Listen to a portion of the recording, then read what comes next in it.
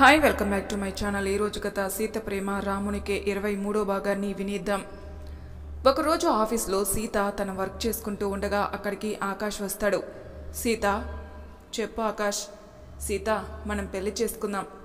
సీత కోపంగా ఆకాష్ని చూస్తూ, చూడు ఆకాష్, నీకు ఎప్పుడూ చెప్పేదే చెప్తున్నాను. నేను నిన్నే కాదు ఎవరిని పెళ్లి చేసుకోవడానికి సిద్ధంగా లేను. ఏం సీత, నాకేం తక్కువ అంటూ పైకొస్తాడు. ఆకాష్, తాగి ఆఫీస్కి వచ్చావా? అవును, ఇంకా నేను నీకు దూరంగా ఉండలేను. ఆకాష్, నన్ను విసిగించకు. నా మనసులో నా బావకు తప్ప మరొకరికి చోటు లేదు. కానీ తను ఇప్పుడు లేడు కదా. లేడు అని మీరు అనుకుంటున్నారు, కానీ నా బావ ఎప్పుడు నాతోనే ఉంటాడు కూడా. సీత, దీన్నే పిచ్చి అంటారు. అవును, నా బావ అంటే నాకు పిచ్చి. అయితే నీకేంటి? ఆకాష్ కోపంగా సీతని పట్టుకొని తన కళ్ళల్లోకి చూస్తూ, సీత, నాకు నువ్వు కావాలి. ఆకాష్, వదులు. నేను వదలను. అవసరమైతే నిన్ను బలవంతంగానైనా పెళ్లి చేసుకుంటాను, కానీ నిన్ను వదిలే ప్రసక్తే లేదు అంటూ ఆకాష్ సీతని పట్టుకుని ఉంటే సీత తనని విడిపించుకునే ప్రయత్నం చేస్తుంది. అప్పుడే సీత క్యాబిన్లోకి వచ్చిన అభి అది చూసి కోపంగా వెళ్ళి ఆకాష్ని సీత నుండి దూరంగా నెట్టేశాడు. అభి, నీకు ఇది అనవసరం. మేడంకి సంబంధించిన ప్రతి విషయం నాకు అవసరమే. ఏ, నిన్నగాక మొన్న చేరిన నీకు తన అంత అవసరమైంది అయ్యిందా? లేకపోతే తను? ఆకాష్, మాటలు మంచిగా రాని. ఏ అయినా నీతో ఏంట్రా? సీత, నువ్వు చెప్పు, మనం ఎప్పుడు పెళ్లి చేసుకుందాం అంటూ సీత దగ్గరగా వెళ్ళి అడుగుతూ ఉంటాడు. ఆకాష్ అలా మీదకి వస్తూ ఉంటే సీత చాలా ఇబ్బంది పడుతుంది. సీత ఇబ్బందిని చూసిన అభి ఆకాష్ని లాగపెట్టి కొడతాడు. నన్ను కొడతావా? కొట్టడం కాదు అని తనని తీసుకొని పోయి వాష్రూమ్లో షవర్ కింద ఉంచుతాడు. కాసేపటికి ఆకాష్కి తాగిన మత్తు దిగింది. అభి తనని అక్కడి నుండి తీసుకుని పోతాడు. గౌతమ్, రాజేష్, అభి సీత గురించి మాట్లాడుకుంటూ ఉన్నారు. సార్, మేడం ఇంకా ఎన్ని రోజులు లేని బావ కోసం ఎదురు చూస్తూ ఉంటుంది.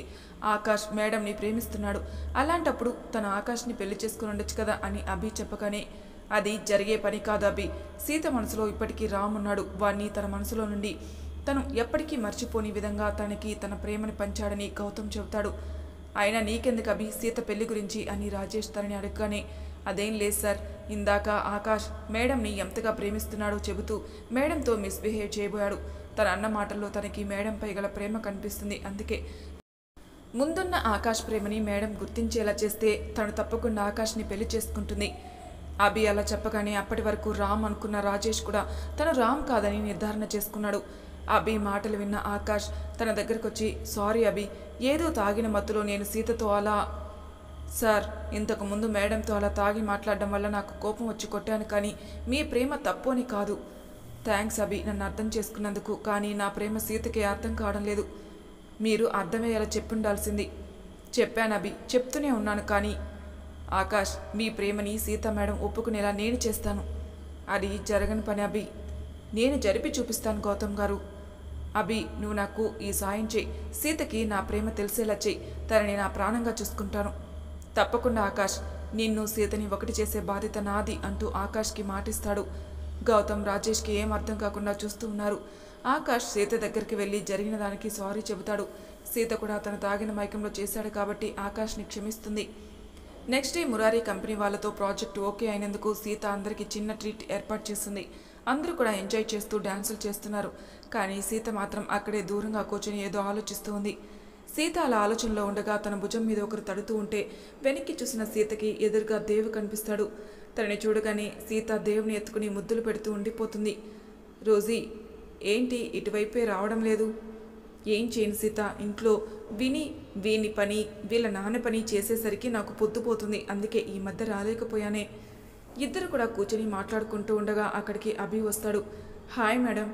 తనని చూడగానే రోజీ షాక్ అయి చూస్తూ, గౌతమ్ చెబితే ఏదో కొంచెం మా రామన్నయ్యలా ఉన్నావిడేమో అనుకున్నా, కానీ మిమ్మల్ని చూస్తూ ఉంటే నాకు మా రామన్నయ్య చూస్తున్నట్టుంది అని అనుకుంటూ రోజీ ఏడుస్తూ అభిని చూస్తుంది.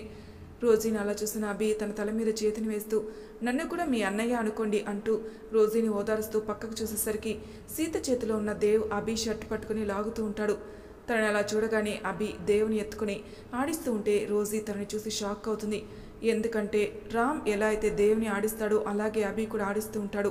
కాసేపటికి దేవుని రోజీ చేతికి ఇవ్వబోతే తను వెళ్లకుండా ఏడుస్తూ ఉంటాడు. సీత, రోజీ షాక్ అయి అభిని చూస్తూ ఉంటారు. దేవ్ మాత్రం రామ్ చొక్కాని పట్టుకుని అస్సలు వదలడం లేదు. సీత దేవుని అభిని చూస్తూనే ఉండిపోతుంది. సీతకి మనసులో ఎన్నో అనుమానాలు వస్తూ ఉంటే సీత అభిని చూస్తూ ఉంది. చివరికి అభి దేవుని ముద్దు పెట్టుకుని రోజీకి బలవంతంగా ఇస్తూ అక్కడి నుండి వెళ్ళిపోతాడు. వెళ్తున్నప్పుడు అభి కళ్ళలో కన్నీరు సీత చూపుని దాటిపోలేదు. పార్టీ స్టార్ట్ అయింది. అందరూ కూడా ఎంజాయ్ చేస్తూ డ్యాన్సులు చేస్తున్నారు. ఆకాష్ వచ్చి సీతని డ్యాన్స్ చేయమని ముందుకు లాక్కొని వస్తాడు. కానీ సీతకి అదంతా నచ్చడం లేదు. ఆకాష్ తన చేతులు పట్టుకుని బలవంతంగా తనతో డ్యాన్స్ చేయించే ప్రయత్నం చేస్తున్నాడు. అది చూస్తున్న గౌతమ్, రాజేష్, రోజులకి అది నచ్చడం లేదు. గౌతమ్ వెళ్ళి ఆపాలనుకునే లోపే అభి అక్కడికి చేరుకుని ఆకాష్ని సీత చేతుల్ని విడిపించి తీసుకుని పక్కకు వచ్చి తనని ఒక చైర్లో కూర్చోబెట్టాడు. అభి ఏంటిది అని కోపంగా అడుగుతాడు. అప్పుడే అక్కడికి గౌతమ్, రాజేష్లు కూడా వస్తారు. ఆకాష్, తన నీతో ఇష్టపడి డ్యాన్స్ చేస్తే సరే, అంతేకాని ఇలా బలవంతంగా తనని ఏ పని చేయించినా నేను చూస్తూ ఉండను అంటూ ఆకాష్ కళ్ళలో కోపంగా చూస్తూ చెప్పేసరికి మొదటిసారి అభిని చూసి భయపడతాడు ఆకాష్. అభి, చూడండి గౌతమ్ గారు, సీత మేడంకి తనపై ప్రేమ పుట్టి ఆకాష్ని ఒప్పుకుంటే సరే, కానీ తనని బలవంతం చేస్తే మాత్రం నేను ఒప్పుకోను అంటూ అక్కడి నుండి వాళ్ళని కోపంగా చూస్తూ వెళ్ళిపోతాడు. ముగ్గురికి ఏం అర్థం కావడం లేదు. ఉదయమే నన్ను సీతని కలుపుతా అన్నాడు, ఇప్పుడేమో తనని బలవంతం చేస్తే ఊరుకోను అంటున్నాడు. అసలు ఏం జరుగుతుంది గౌతమ్ అని ఆకాష్, రాజేష్ గౌతమ్లని ప్రశ్నిస్తూ చూస్తాడు. కానీ అప్పటికే వాళ్ళు అభిలో రామ్ని చూశారు. ఆఫీస్లో అందరూ కూడా సీత డ్యాన్స్ చేయాలని గోల చేస్తూ ఉంటారు. మేడం, మీరు మీ కాలేజీ రోజుల్లో ఫేమస్ డాన్సర్ కదా, ఇప్పుడు మా కోసం డ్యాన్స్ చేయండి ప్లీజ్ అంటూ సీతని తీసుకుని పోయి ముందు నిల్చోపెడతారు. ఇప్పుడు చూస్తాను సీత, నువ్వు ఆ అభి ఏం చేస్తారో అనుకుంటూ ఆకాష్ చూస్తూ ఉంటాడు. ఎందుకంటే ఆఫీస్ స్టాఫ్ని రెచ్చగొట్టి సీతని డ్యాన్స్ చేసేలా చేయాలని చూసిందే ఆకాష్. సీత మొహమాటంగా అక్కడ ఉందే కానీ తనకి డ్యాన్స్ చేయాలని లేదు. అందరూ కూడా గోల చేస్తూ చప్పట్లు కొడుతూ ఉంటారు. అప్పుడే సీత వెనుకగా అభి వచ్చి నిల్చున్నాడు. స్టాఫ్ అందరూ కూడా ఉత్సాహంగా విజిల్స్ వేస్తూ చప్పట్లు కొడుతూ ఉంటే గౌతమ్, రోజీ, రాజేష్ వాళ్ళని అలా చూస్తూ నిల్చుండిపోయారు. ఆకాష్ మాత్రం తన పిడికిలి గట్టిగా పట్టుకుని కోపంగా చూస్తూ ఉన్నాడు. అందరినీ చూసిన సీత తన పక్కగా అభిని చూసేసరికి అక్కడి నుండి వెళ్ళిపోవాలని వెనక్కి తిరిగి ముందుకు నడిచింది. అప్పుడే మ్యూజిక్ స్టార్ట్ అయింది. అభి వెళ్తున్న సీత చేతిని పట్టుకుని, నిన్నే ప్రేమించా నిజమే చెబుతున్నా, నీకే మనసిచ్చా కలలే కంటున్నా అంటూ ఆ పాటకి డ్యాన్స్ చేయడం పూర్తి కాగానే అభి వెళ్ళిపోతూ ఉంటే సీత ఏడుస్తూ వెళ్ళి అభిని వెనక నుండి హాగ్ చేసుకుని ఉండిపోతుంది. అందరూ కూడా సైలెంట్ అయిపోయి లేచి నిలబడిపోతారు. సీత తనని పట్టుకోగానే అభి వెళ్ళలేక ఏడుస్తూ ఉంటాడు. ఆకాష్ వాళ్ళని అలా చూసి నోటమాట రాకుండా ఉండిపోయాడు. గౌతమ్, రోజీ, రాజేష్లకి వాళ్ళని అలా చూస్తూ ఉంటే వాళ్ళ ప్రేమను చూస్తూ సంతోషంలో వాళ్ళ కళ్ళకి కన్నీరు వస్తూ ఉంది. అందరూ అలా చూస్తూ ఉండగానే ఒక్కసారి కరెంటు పోయింది. వెంటనే అభి సీతని విడిపించుకునే ప్రయత్నం చేస్తున్నాడు. కానీ సీత తనని వదలడం లేదు. ప్లీజ్ ఇక్కడ నుండి వెళ్ళకు, నువ్వు వెళ్తూ ఉంటే నా మనసు ఎందుకో అది భరించలేకపోతుంది, ప్లీజ్ నన్ను వదిలిపెట్టకు, నా వల్ల కావడం లేదు ప్లీజ్ అంటూ సీత అభిని ఇంకా గట్టిగా పట్టుకొని తనని వదలడం లేదు. సీత తనని అలా పట్టుకొని ఉండేసరికి అభి సీతని వదలేక తన వైపుకి తిరిగి తన ముఖంపై ముద్దులు పెడుతూ, సీత ప్లీజ్ వదలవే, నేను వదలను అంటూ గట్టిగా పట్టుకొని పోయింది. అభి ఏడుస్తూనే సీతని బలవంతంగా విడిపించుకొని పోయే ముందే సీత తన షర్ట్ పట్టుకుని లాగేసరికి అభి గుండెల మీద ఎస్ లెటర్ కనపడుతుంది. సీతకి ఫుల్గా కన్ఫామ్ అయిపోయింది వచ్చింది రామని. దాన్ని చూడగానే సీత ఏడుస్తూ బావా అంటూ తనకి సంతోషంలో గుండె వేగం పెరుగుతూ ఉంటే తన ముఖాన్ని చేతుల్లోకి తీసుకుని ఏడుస్తూ, బావా బావా ప్లీజ్ వెళ్ళకు, నా వల్ల కావడం లేదు బావా, నువ్వు లేని జీవితం జీవించడానికి అని అభిని పట్టుకుని ఏడుస్తూ ఒక్కసారిగా సీత అక్కడే కళ్ళు తిరిగి పడిపోతుంది. సీత పడిపోగానే అందరూ సీత దగ్గరికి చేరి తనని హాస్పిటల్కి తీసుకుని వెళ్తారు. అభి వెంటనే పరుగున వెళ్తూ ఒక దగ్గర కూర్చొని సీత తనని చూసిన చూపులు తనని వదలొద్దని తను ఏడవడం గుర్తుకొచ్చి అభి తన జుట్టు అంతా పీక్కుంటూ సీత అని అరుస్తూ అక్కడే ఏడుస్తూ కూర్చుంటాడు. అప్పుడే ఒకరు వచ్చి తన భుజం మీద చేతిని వేయగానే వెనక్కి చూసిన అభి షాక్ అయి తను చూస్తూ లేచి నిల్చున్నాడు. ఏంటి మిస్టర్ రామ్, సీతని మానసికంగా చంపడం కంటే శాశ్వతంగా చంపేయి. ఆ మాటలు అనగానే తన కోపం వచ్చి వెనక్కి తిరిగి తన చొక్కా గల్లా పట్టుకొని కోపంగా చూస్తూ ఉన్నాడు. ఏ, నేనన్న మాటలు కోపం వస్తుందా? మరి సీత ఇన్ని రోజులు పడ్డ ఆవదనికి ఏం సమాధానం చెబుతావు అంటూ తన చేతుల్లో నుంచి తన చొక్కాని గల్లాని తీసుకుని విసిరివేస్తాడు ఆకాష్. రామ్ అంటూ అక్కడికి వస్తాడు గౌతమ్. రామ్ ఏడుస్తూ గౌతమ్ని చూస్తాడు. ఏరా, నువ్వు కూడా ఏమైనా అనాలా? లేదు, నా స్నేహితుడి ప్రేమ గురించి నాకు తెలుసు. వాడు సీత విషయంలో ఇలా చేస్తాడంటే అది తన మనసు చంపుకొని చేస్తాడు, కానీ సీత బాధకి కారణం కాడు అంటూ వెళ్ళి రామ్ని పట్టుకుని తను కూడా ఏడుస్తాడు. రామ్కి ఏదో అర్థమైనట్టుగా నేను రామ్నని మీకు అంటూ వాళ్ళని చూస్తాడు. ఇలా అంటూ రాజేష్ అభిని తీసుకుని వస్తాడు. ఏరా ఒకే పోలికలు ఉన్నంత మాత్రాన మేము మా స్నేహితుని గుర్తించలేమనుకున్నావారా అంటూ రాజేష్ వెళ్ళి రామ్ని హక్ చేసుకుని తన కళ్ళ వెంట కన్నీరు వస్తూ ఉంటే తుడుచుకుని రామ్ని పట్టుకుని ఉండిపోయాడు. అందరూ కూడా ఒక దగ్గర కూర్చునిపోయారు. చెప్పరా, నీ మనసును చంపుకొని మరీ సీతని ఇన్ని రోజులు మానసికంగా బాధ పెట్టావు ఎందుకురా ఇలా అంటూ రాజేష్ రామ్ని అడుగుతాడు. అలా అడగండి సార్, నేను కూడా సీతా మేడం బాధను చూసి ఎన్నోసార్లు చెప్పాను వెళ్ళి సీతా మేడంని కలవమని, కానీ ఎప్పుడు వినేవాడు కాదు రామ్ గారు. అభి ఏం చెప్తున్నావు? నీకు ముందే రామ్ తెలుసా? తెలిసే ఇన్ని రోజులు నువ్వు? అవును సార్, నాకు అనుకోని స్నేహితునిగా కలిశాడు. ఇద్దరం ఒకే పోలికలతో ఉన్నా కూడా రామ్ గారి మనస్తత్వం నాకు పూర్తిగా విరుద్ధం. ఆ రోజు సీతా మేడంని లారీ ప్రమాదం నుండి కాపాడింది నేను కాదు, రామ్ గారే. సమయానికి సీతా మేడంని కాపాడి తన షాప్ నుండి తేరుకునే లోపే నన్ను అక్కడ ఉంచారు. రామ్ గారు అనుకోకుండా నన్ను అక్కడ ఉంచేసరికి నాకేం అర్థం కాక మీతో అలా ప్రవర్తించాను. తర్వాత మీ ఆఫీస్లో జాబ్కి నన్ను పంపించి ఎప్పుడూ సీత గారి గురించి తెలుసుకునేవారు. ఒకరోజు మీరు చెప్పారు గుర్తుందా, సీతా మేడం గారి ముఖంలో నవ్వు చూసి చాలా రోజులైందని. నేను రామ్ గారికి చెప్పగానే తర్వాత రోజు మన ఆఫీస్కి వచ్చింది రామ్ గారే. ఆ రోజు రౌడీల్ని కొట్టింది సీతా మేడం, నవ్వేలా చేసింది రామ్ గారే. అవును, ఈరోజు పార్టీకి కూడా రామ్ గారు సీతా మేడంని చూడకుండా ఉండలేక వచ్చారు. ఇప్పుడు మేడం గారితో డ్యాన్స్ చేసింది కూడా రామ్ గారే. తన మనసులో సీత గారిపై ఇంత ప్రేమ పెట్టుకుని ఎందుకు దూరంగా ఉంటున్నారా అని నేను ఎన్నోసార్లు అడిగినా నాకు చెప్పలేదు.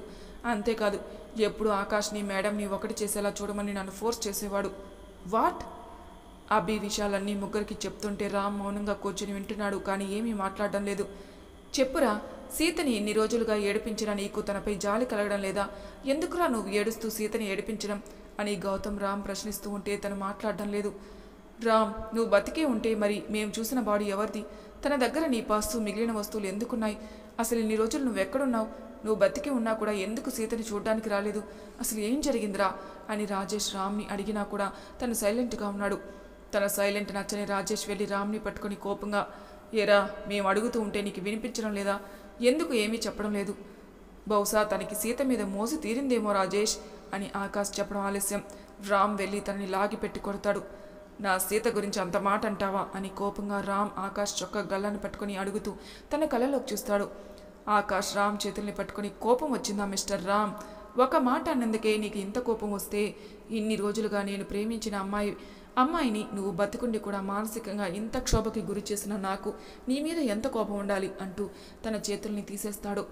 రామ్కి ఆకాష్ అడిగిన దానికి సమాధానం చెప్పలేక అలాగే ఉండిపోతాడు. చెప్పండి రామ్ గారు, ఇప్పటికైనా మీరు సీత మేడంకి ఎందుకు దూరంగా ఉంచుతున్నారు అని అభి కూడా రామ్ని అడుగుతాడు. రాజేష్, గౌతమ్, మనం వెళ్దాం పదండి. ఎలాగో సీత మానసికంగా వేదన అనుభవిస్తూ బ్రతకడం నేర్చుకుంది. ఉన్నన్ని రోజులు అలానే బ్రతికేస్తూ ఉంటుంది. మనసు విరిగిన నాడు ఇంత విషయం తీసుకుని ప్రాణం వదులుతుంది. మనం అడిగినా చెప్పలేదు అంటే తనకి మనకు చెప్పడం ఇష్టం లేదు.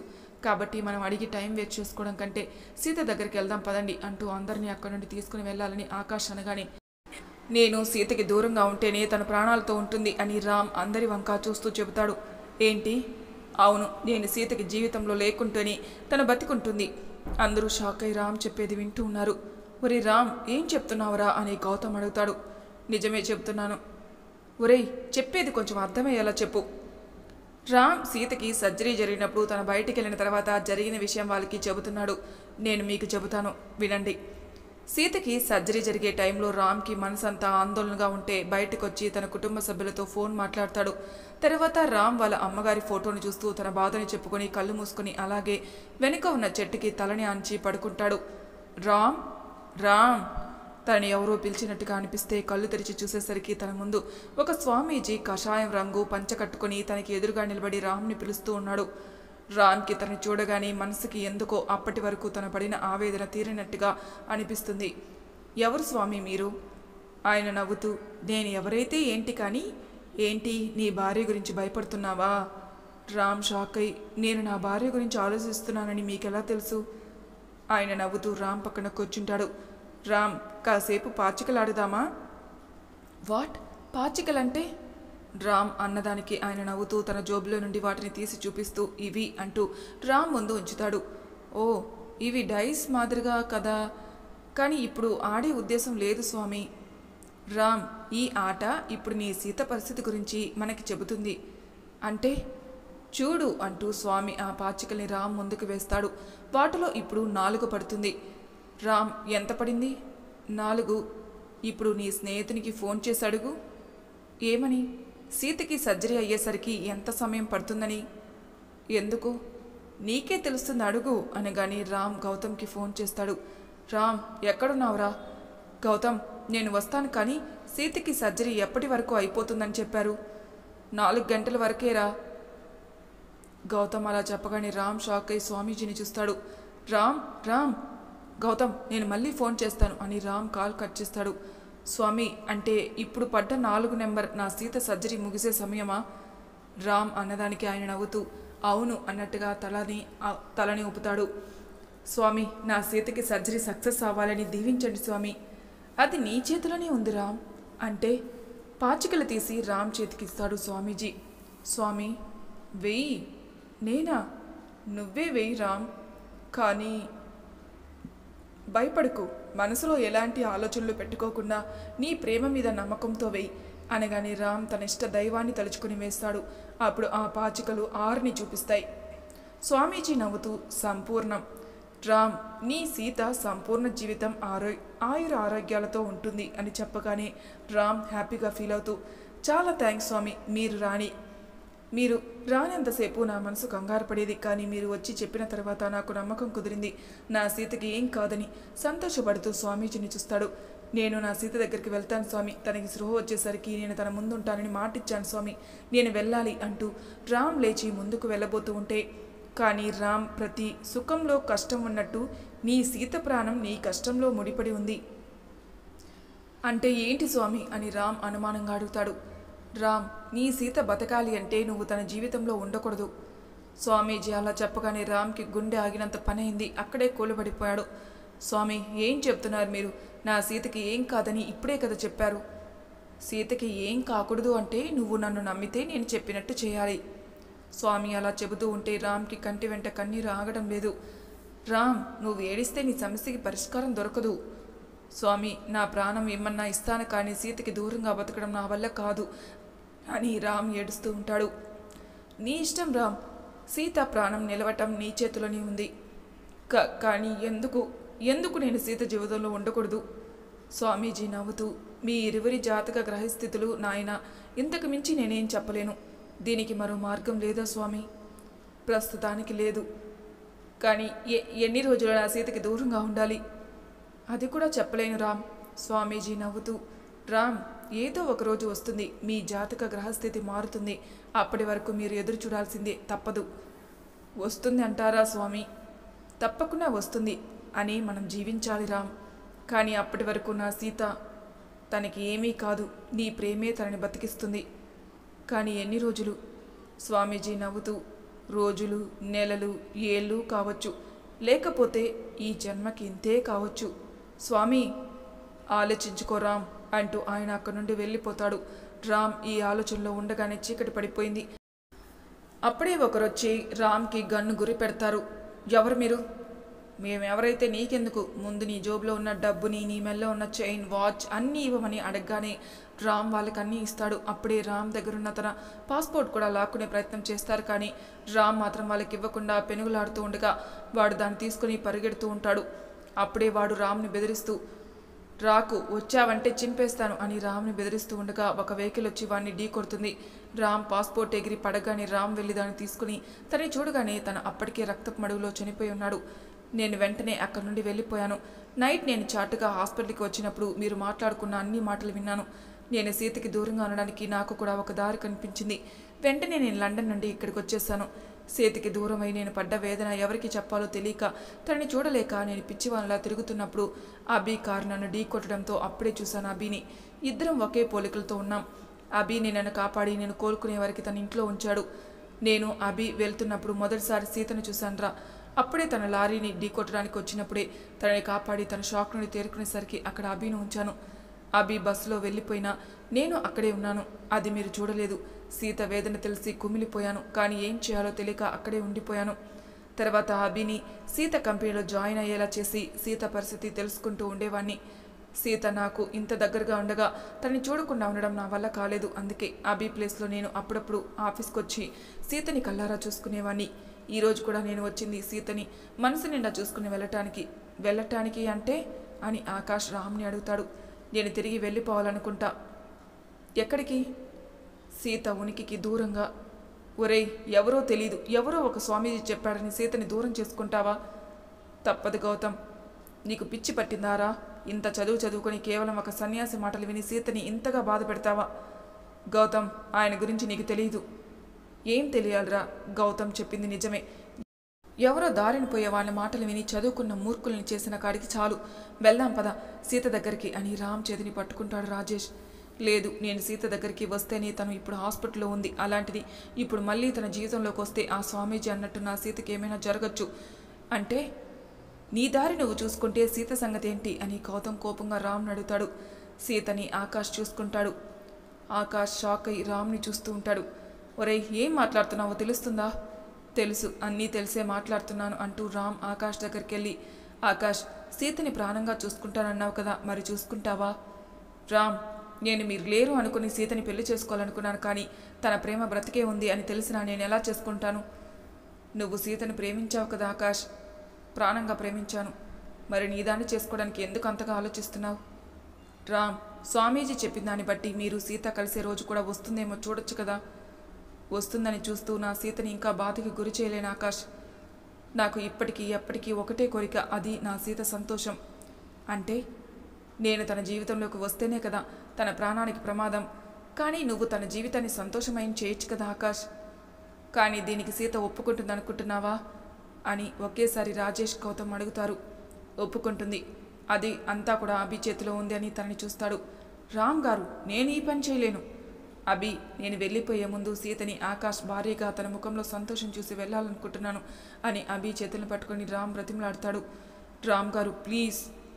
గౌతమ్, రాజేష్ రామ్ దగ్గరికి వచ్చి, రామ్, ఒక స్వామీజీ మాటలు పట్టుకొని ఇంతగా, ఒరేయ్, నా వరకే ఆయన సీత విషయంలో చెప్పినవన్నీ మాటలు నిజం. కాబట్టి నేను సీత విషయంలో జీవితంలోకి వస్తే మళ్ళీ తనకి ఏమైనా అయితే తట్టుకునే శక్తి నాకు లేదురా అంటూ రామ్ వాళ్ళని పట్టుకుని ఏడుస్తాడు. కాసేపటికి అందరూ ఒక నిర్ణయానికి వచ్చినట్టుగా అందరూ ఎవరి దారిన వాళ్ళు వెళ్ళిపోతారు. మొత్తానికైతే అభి, రామ్ ఒకరు కాదని తెలిసింది. ఇంతకీ అందరూ కలిసి తీసుకున్న నిర్ణయం ఏమై ఉంటుందబ్బా? ఇంతకీ లండన్లో రామ్ని కలిసిన స్వామీజీ ఎవరై ఉంటారు? తర్వాయి భాగంలో తెలుసుకుందాం. అంతవరకు నా ఛానల్ సబ్స్క్రైబ్ చేయని వాళ్ళు ప్లీజ్ సబ్స్క్రైబ్ చేసుకోండి. లైక్ చేసి షేర్ చేయండి. మీ అభిప్రాయాలు నాకు కామెంట్ రూపంలో తెలియజేయండి. Thank you for listening.